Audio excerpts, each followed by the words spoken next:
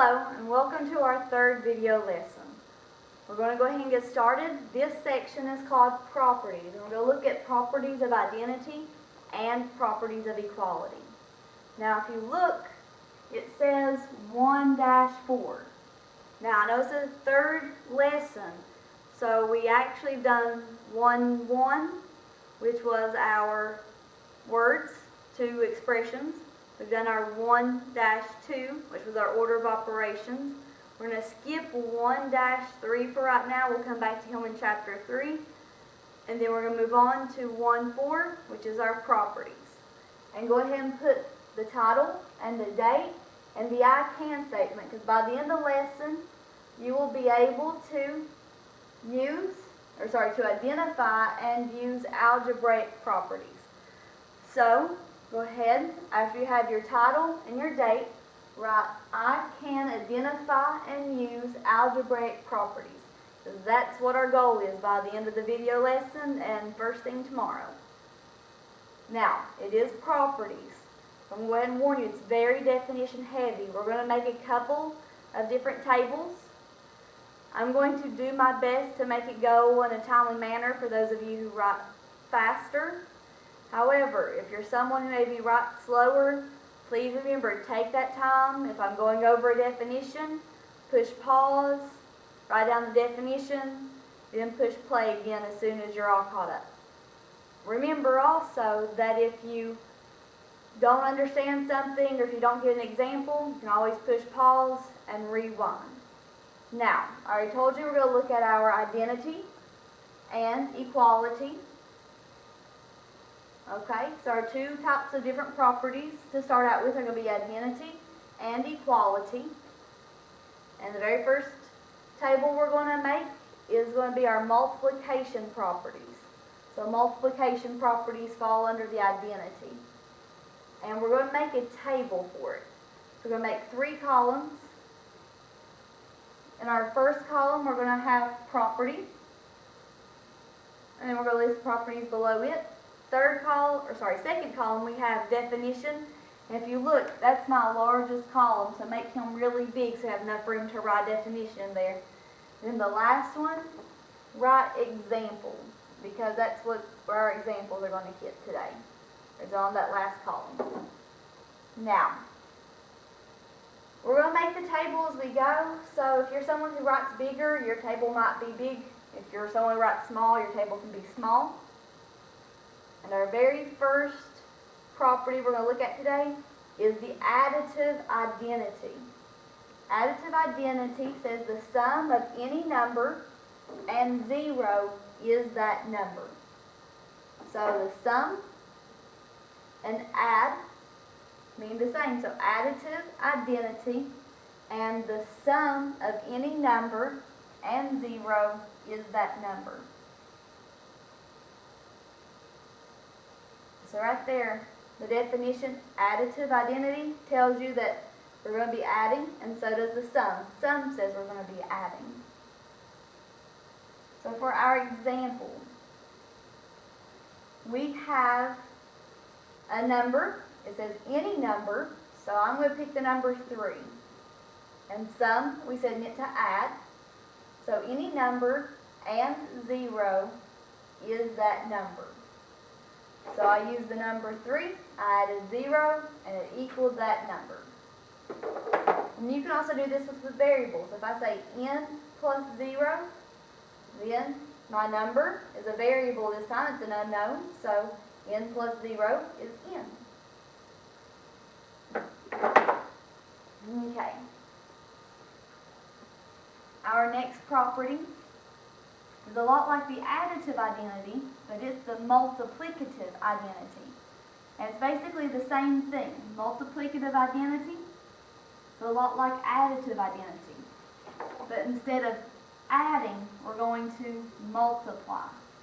So those first couple of letters tell us what we're going to be doing. So multiplicative identities, definition, says the product of any number and 1, so I put the little number 1 there, is that number. So the product of any number and 1 is that number. Now, over here for the example, I have it already set up a lot like the one we did up here. Now if I use my number 3, but this time it says the product, so we have to multiply. So 3 times 1, 3 times 1 is that number 3. 3 times 1 is 3. The same thing as up here. If I go into my variable, any number unknown is n, times 1 is going to be that number, whatever it is. So the multiplicative identity and additive identity both tell you that it's going to equal that number. Now the next one is the multiplicative property of 0. And this is my favorite because it tends to be the easiest one to get a hold of.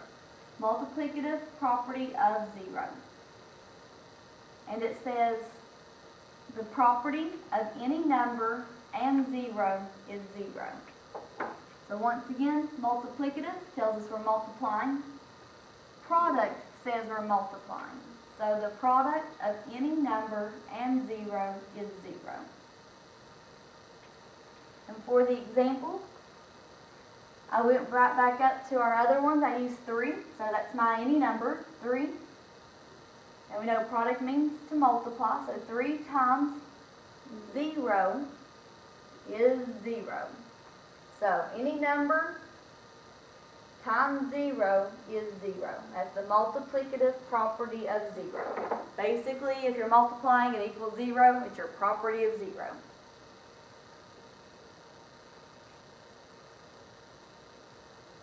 Then our next one is multiplicative inverse. Multiplicative inverse. So once again, you know that multiplicative means we're going to multiply. So multiplicative inverse's definition says 2 numbers whose product is 1. So 2 numbers being multiplied, that equals 1. Now, to go ahead and kind of see the product, I went ahead and gave a definition we're going to need later on. So product means we're going to multiply, but this word inverse is something a little bit new. So my 2 numbers are going to be reciprocals. And a reciprocal is a flipped fraction. So reciprocal is flipped fraction.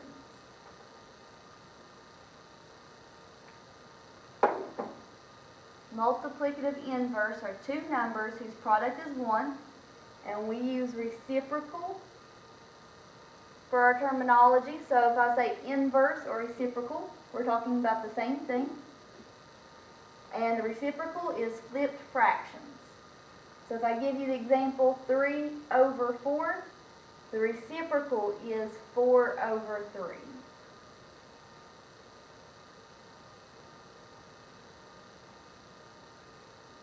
now for the example, I'm going to go ahead and steal our 3 over 4.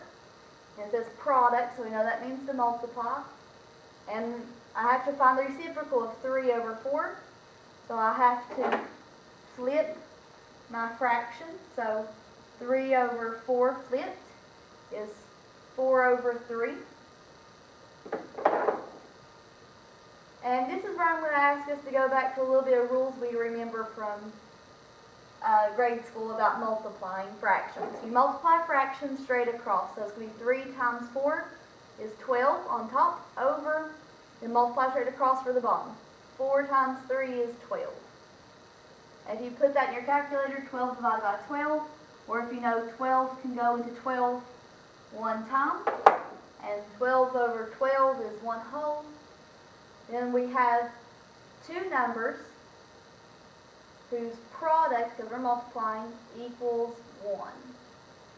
Now with this example, I'm going to give one more that's a little bit trickier, okay? If I were to give you the whole number 2 times something, we know it has to be its reciprocal. So what we have to do then is say 2 is over 1, because 2 divided by 1 is 2, so we didn't change the number, we just put it over 1.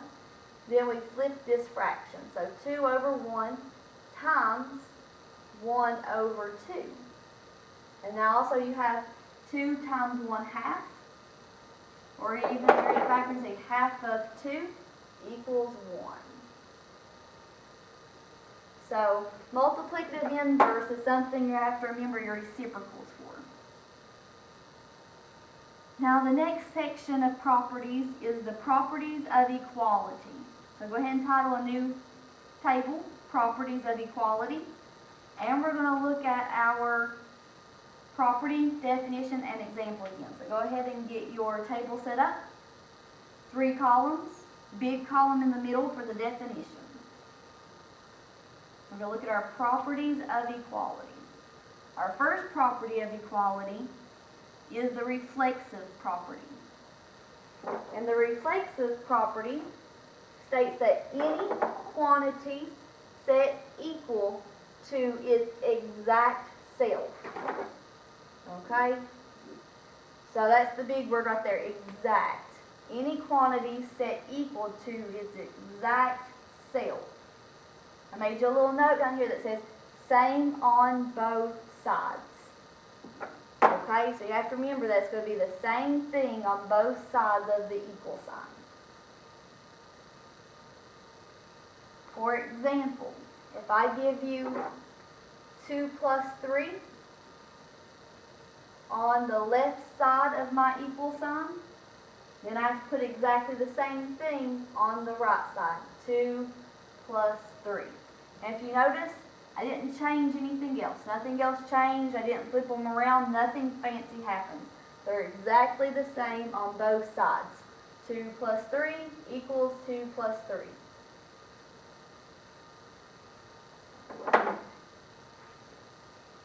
Our next property of equality is symmetric. Okay? Symmetric. It's a lot like a balance. Symmetric. Like when you're in art and you try to balance out a picture, put something big on one side, you have to put something big on the other to make them equal. So symmetric, the definition says first quantity equals a second quantity and vice versa.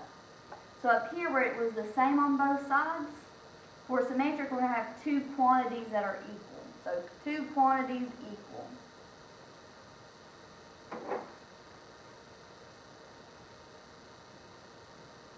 An example for the 2 quantities equal would be if I had my example up here, 2 plus 3 equals 5.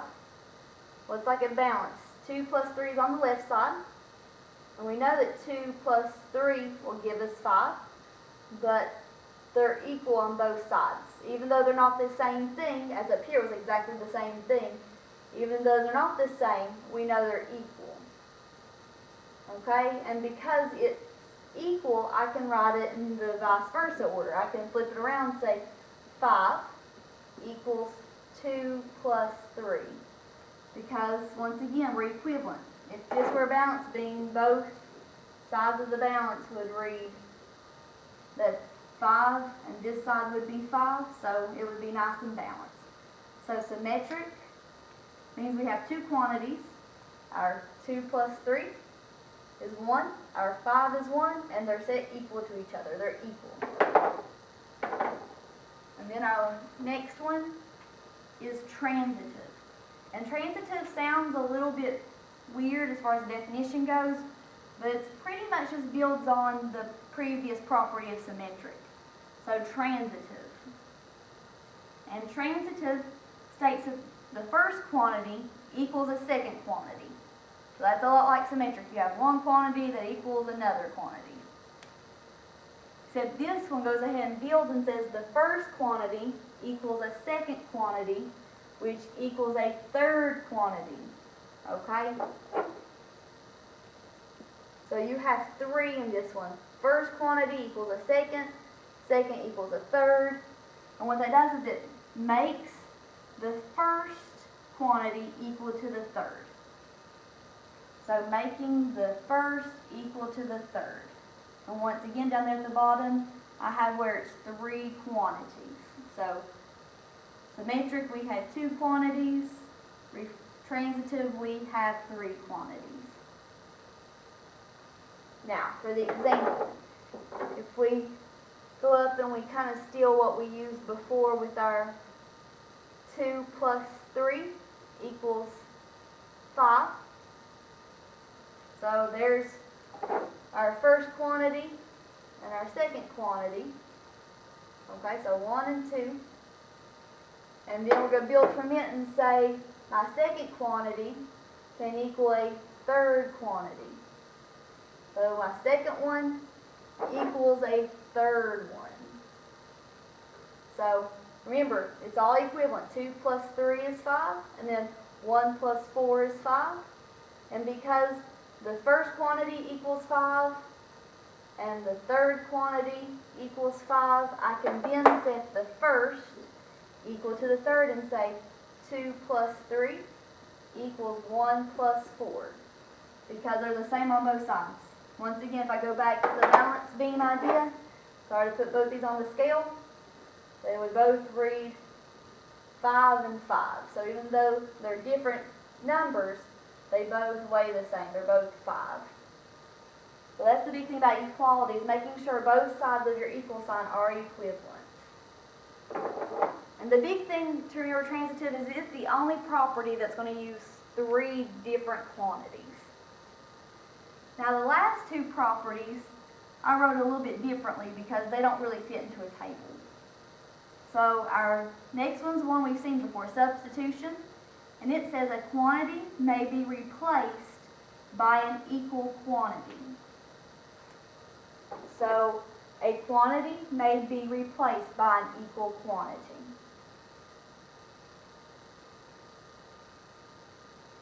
Now, an example for this would just be if I gave the fact that n is 3, and I told you n plus 5 was 8, then we could replace, right here, replace n with 3, and we get the same thing. 3 plus 5 is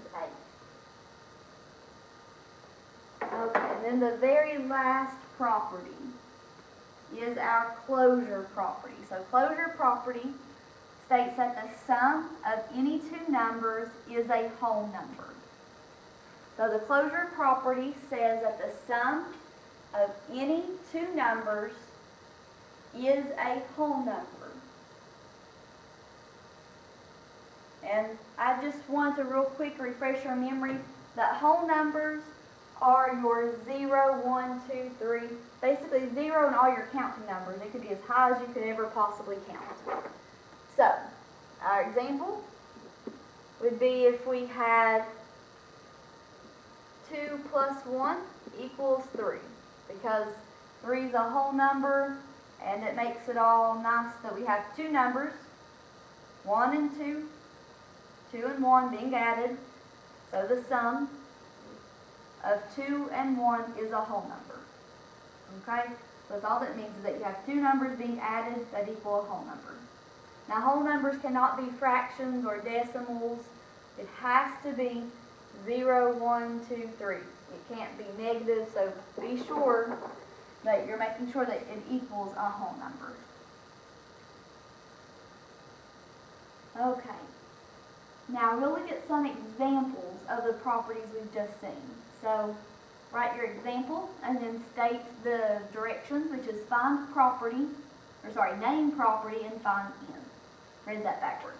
So our examples ask us to name the property and find n.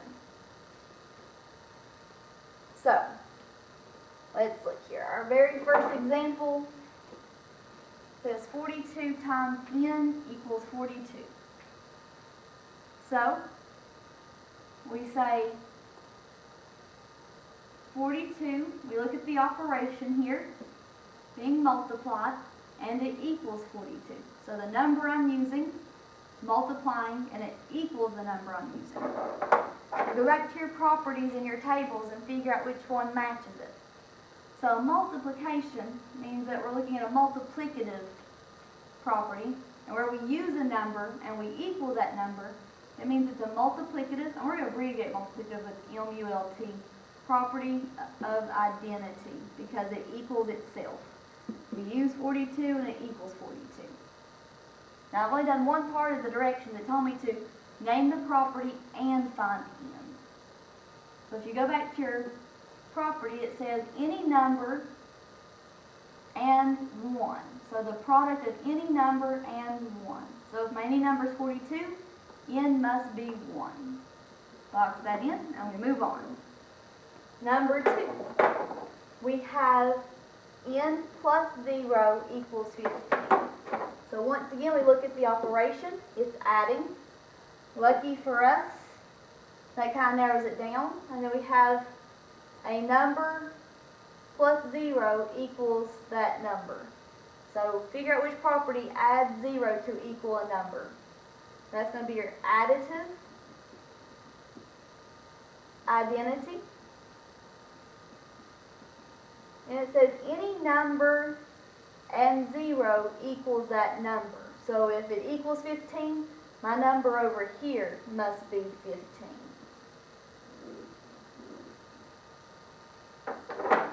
Okay. Example number 3. I have n times 9 equals 1. So n times 9 equals 1. So go back, look at your operation. It's a multiplying. We look at our number. It's 1. So we say which property allows us to multiply and equal 1? And it's our multiplicative inverse. And then we have to find n. But this is where we get a little bit tricky. So for multiplicative inverse, we know we have to find an inverse or a reciprocal. So I have to take my number 9. I'm going to do a little bit of scratch work out to the side here. I'm going to take my number 9 and find its inverse. We know 9 has to be over 1. And then we flip the fraction to find its reciprocal of 1 over 9. So n has to be 1 over 9 because the number it uses is 9 over 1. And then number 4 is just kind of using the same idea. So we have n times 1/5 equals 1. So we multiply, we equal to 1. And looking at example 3, we know that's going to be our multiplicative inverse. Now all we have to do is find n. So n equals, come out to the side here, do my scratch work. Find my number, 1/5. Find its inverse or its reciprocal by flipping it and saying if it's 1 over 5, I need 5 over 1. Then you always want to see if that can reduce, because anytime you have 1 on the bottom, we say 1 can go into 5 times. So it's actually the whole number 5. So n equals 5. We box it in. So this is for the first set of properties, for our properties of multiplication. Now, our next set looks at our properties of equality. So I'm going to do this real quick. So this says name the property of equality. And my numbers got off. So example number 5 says 6 plus 3 equals 9. And it also says 9 equals 6 plus 3. So go back to your properties of equality and narrow it down. I have 6 plus 3 on the left, 9 on the right. So they're not identical, they're not exactly the same. So we can go ahead and rule out reflexive. Then we look down here in the second step, it says 9 equals 6 plus 3. We only kept our two quantities. First quantity being 6 plus 3. Second quantity being 9. We didn't change any of that. So we only use two quantities. We narrow it down to the symmetric. And if you notice, the directions no longer tell us to find any variables because we didn't have any. So just naming the property is good enough for number 5. Same thing for number 6. I have 2 plus 4 equals 2 plus 4. So we go back to our properties of equality. We say that I have 2 plus 4 on the left side, and it equals 2 plus 4 on the right side. Exactly the same, tells us it's the reflexive property.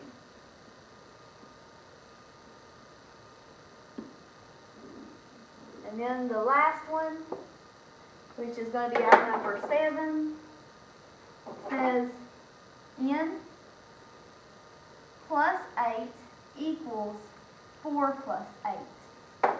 Remember, properties of equality means we have to balance out and be exactly the same. So we then have to use a little bit of knowledge that we know they have to be identical. They have to be exactly the same on both sides, because I have a plus 8 and a plus 8. We can then say n has to be 4, because 4 plus 8 is 12. So that means this over here has to be 12. So 4 plus 8 is 12. So if I substitute, so a substitution property, n with 4, then it's going to be 4 plus 8 equals 4 plus 8. So being identical on both sides, it's going to be the reflexive property. And we box that in. That concludes our last little bit for our 1-4 section for our properties. Please remember that if you have any questions, rewatch the video, hit the discussion forum, get all your questions answered. If you still need help, the beginning part of class tomorrow, we will go over any questions you have. We'll look at some more examples, and we'll do a little bit of practice. So, thank you very much, and have a good evening.